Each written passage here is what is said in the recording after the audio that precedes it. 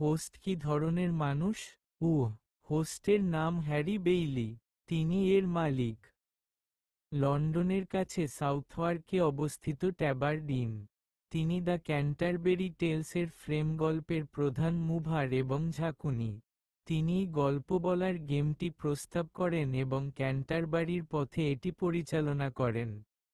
তিনি একজন হাসিখুশি সহকর্মী এবং একজন বড় প্রভাবশালী ব্যক্তি, কিছু মহান ব্যক্তির অনুষ্ঠানের মাস্টার হতে উপযুক্ত।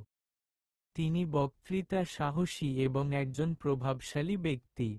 তিনি উজ্জ্বল চোখের একটি বিশাল ব্যক্তিত্ব। তিনি তীর্থযাত্রীদের সর্বোত্তম খাবার এবং শক্তিশালী মদ দিয়ে আপ্যায়ন করতেন। তিনি রসিকতাও কাটতে পারেন। তিনি নিজ খরচে তীর্থযাত্রীদের সাথে ক্যান্টারবারিতে যান।